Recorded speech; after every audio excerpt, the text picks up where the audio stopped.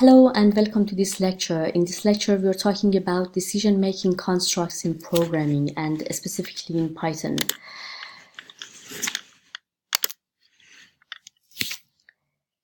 The decision-making constructs in programming are exactly the same as what we are doing in our everyday life. For example, I'm setting a condition, and based on that condition, I'm deciding what to do or what not to do. For example, I would say that if it's too hot today, I will stay at home. Otherwise, I will go shopping. There are 2 points about this example. I'm asking a question of myself, is it too hot today? And based on the answer to that question, yes or no, I'm deciding only one of these actions, and it's not possible for me to do it, to do those actions at the same time. And this is exactly the same in programming languages. Based on the conditions that is set in the program, one part of the program may or may not be executed. By this construct, the sequential pattern of the program is violated. And another way of visualizing this construct is like in branching in trees.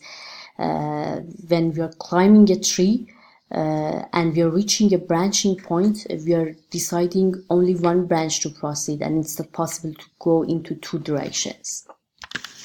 Let's see how we have it in programming languages. Generically, we are setting a condition. If the answer of this condition is true, we are executing a piece of code, and if the answer to the condition is false, we are executing another part of the code, and afterwards we are returning back to the execution of the rest of the program. Let's see how we have it in Python. In Python, I'm using the if keyword followed by a condition, and after that a colon which shows an indented block is starting only if this condition is true. And in Python, as you already know, we are showing it by indentation. And for the otherwise section of the if construct, I'm using the else keyword followed by a colon and another piece of group of statements that are executed if the result of the condition is false. It's an example of a two-way decision.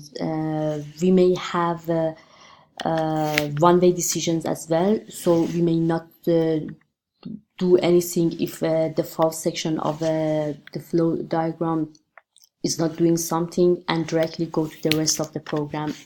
Or we may have multi-way decisions that I have more than 2 options. Let's see an example. For example, I'm taking a value from the input, and I'm deciding whether the value is positive or negative. So you can see that if x greater than 0, I'm printing out that the x is positive. If not, x is negative. And however, no matter positive or negative, the value would be a number. Let's check it with a number. Consider that I'm giving the input value of 9. I'm checking if 9 is greater than 0. Yes, so I'm going into this direction. I'm printing out that x is positive, so you can see it. And after that, I'm going out from this code block, and x is a number is printed out in the output. As I told you already, it's not always a two-way decision, and we may have more than 2 options for deciding on a condition or some options.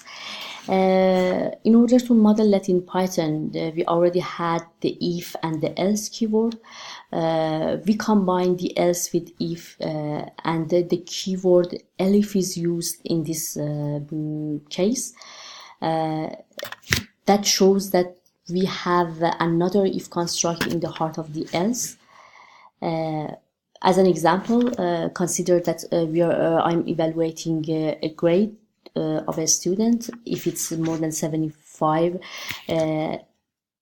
it's considered as excellent. If not, I'm deciding whether if it's more than 50 or less than 50.